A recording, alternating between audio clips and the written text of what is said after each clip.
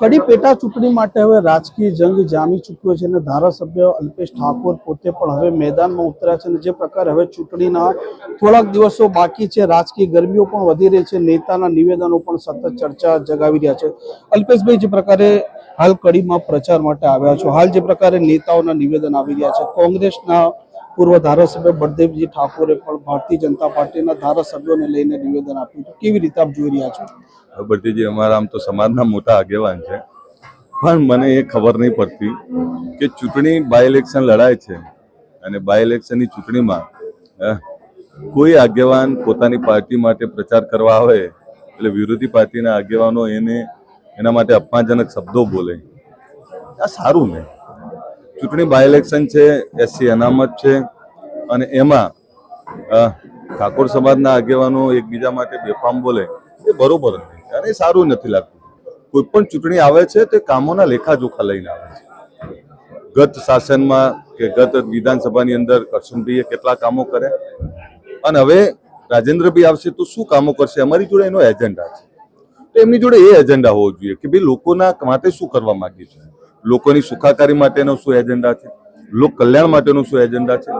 ફક્ત કોઈના માટે હલકી વાતો કરી, ઉશ્કેરી અને રાજનીતિ કરવી, એનાથી ના લોકોનું ભલું થશે ના એમનું સારું લાગશે। એટલે મારે તો મારી વિનંતી છે આપના માધ્યમથી કે આગેવાન છો, આગેવાનની એક મર્યાદા હોય, આપ મોટા આગેવાન છો અને કોઈના પણ માટે બેફામ બોલો એ આપના માટે સારું નહીં, એટલે એમણે ના બોલવું જોઈએ, કોઈના પણ માટે ના બોલવું જોઈએ। મારા માટે તો એમને જે બોલવું એ બોલે, હું નાનો છું, પણ જે આગેવાનો માટે એમણે કહ્યું છે લવિંગજી, નંદાજી, એ અમારા પાર્ટીના સનિષ્ઠ આગેવાનો છે, ચૂંટાયેલા ધારાસભ્ય છે, પ્રદેશના ઉપપ્રમુખ છે, એમના માટે આવું આ પ્રકારનું નિવેદન એમણે ના કરે।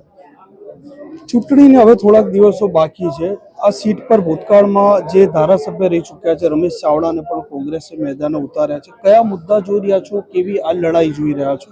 એટલે આમાં તમને કહું, જો 161 થી વધારે ધારાસભ્યો ભારતીય જનતા પાર્ટીના છે, કોંગ્રેસ વિરોધ પક્ષમાં 12 ધારાસભ્યો સાથે છે, 12 ના 13 થશે તો કોઈ ભારતીય જનતા પાર્ટીને ફરક નથી પડવાનો, પણ કડીના વિકાસ, કડીના લોકોના કામોમાં જે ગતિ છે, ગતિમાં ક્યાંક થોડી બ્રેક આવે, થોડું ધીમી ગતિથી કામ થાય। જો સ્વાભાવિક છે, રાજનીતિમાં ચૂંટાયેલી સરકારનો ધારાસભ્ય હતો ત્યાં વધારે ગતિથી કામ થાય, કારણ કે એની સરકાર છે। એટલે અહીંયા હું એવું માનું છું કે પ્રજા હોશિયાર છે અને પ્રજા પોતાના કામો માટે આ વિસ્તારનો જે વિકાસ કર્યો છે ભારતીય જનતા પાર્ટીએ કર્યો। અહીંયા લોકોને પીવાના પાણી, સિંચાઈના પાણીની ભરપૂર વ્યવસ્થા છે, અહીંયા રોડ, રસ્તા, શિક્ષણ, આરોગ્યની સારી વ્યવસ્થા છે, અહીંયા ઇન્ડસ્ટ્રી બહુ સારી છે, જેના કારણે જમીનો 2-5 કરોડ રૂપિયા વીઘો મળતી થઈ છે। આ સમૃદ્ધ વિસ્તાર છે, એ સમૃદ્ધ થયો છે તો ભારતીય જનતા પાર્ટીના છેલ્લા 30 વર્ષના શાસનમાં લોક કલ્યાણ, લોક સુખાકારીના જે કામો કર્યા એના કારણે અહીંયા આ પરિસ્થિતિ છે। એટલે લોકો એ ભારતીય જનતા પાર્ટી તરફ વળશે અથવા એની જ સાથે રહેશે, કારણ કે અહીંયા ભાજપના ધારાસભ્ય હતા, હું નથી માનતો કે બીજે જઈ શકે। હા, રમેશભાઈ સારા માણસ હોઈ શકે, એમના માટે વ્યક્તિગત કંઈ ના કહેવાય, પણ રાજેન્દ્રભાઈ અમારા ખૂબ સજ્જન અને જનસંઘથી જોડાયેલા એક બહુ જ સીધા કર્મઠ કાર્યકર્તા છે। અમે એવું કહીએ છીએ કે અમારા બીજા કરશનભાઈ જેવા સીધા માણસ આવી રહ્યા છે। એ કરશનભાઈ જે મારી બાજુમાં જ બેસતા, એ પાટલી થપથપાવે અને દરેક વિષયમાં કરશનભાઈ સજાગતાથી કામ કરતા। બસમાં આવે, ઘણીવાર લેટ પડ્યા તો એમ કે ભાઈ આજે બસ ચૂકી ગયો ને એટલે લેટ થયો, એટલા સીધા સરળ અમારા ધારાસભ્ય હતા અને એવા જ બીજા રાજેન્દ્રભાઈ આવ્યા છે।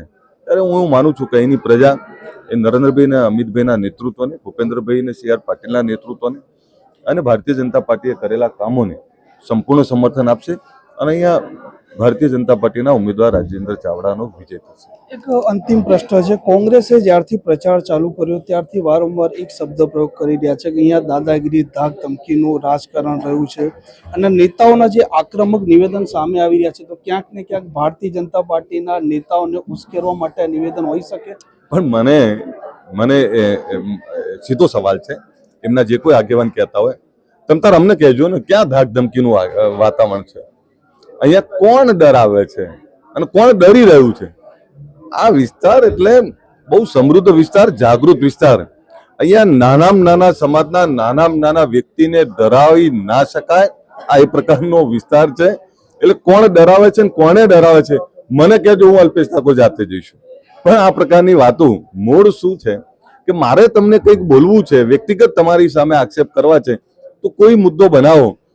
બાકી તમને બધાને ખબર છે કોણ દબંગ છે, કોણ દબંગી કરે છે, એટલે તમને બધાને ખબર છે. પણ હું હજુ ફરીથી કહું, હું તો અમારા બધા જ આગેવાનો જે કંઈ છે એ બધા આગેવાનોએ મર્યાદામાં રહીને રાજનીતિની રીતે છે, પણ સામાજિક મર્યાદામાં રહીને વાત કરવી જોઈએ.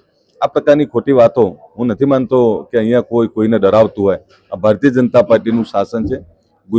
ગુજરાતીઓ મુક્તપણે જીવી રહ્યા છે. ગુજરાતીઓ પોતાના હક અને અધિકાર માટે પણ લડી શકે છે.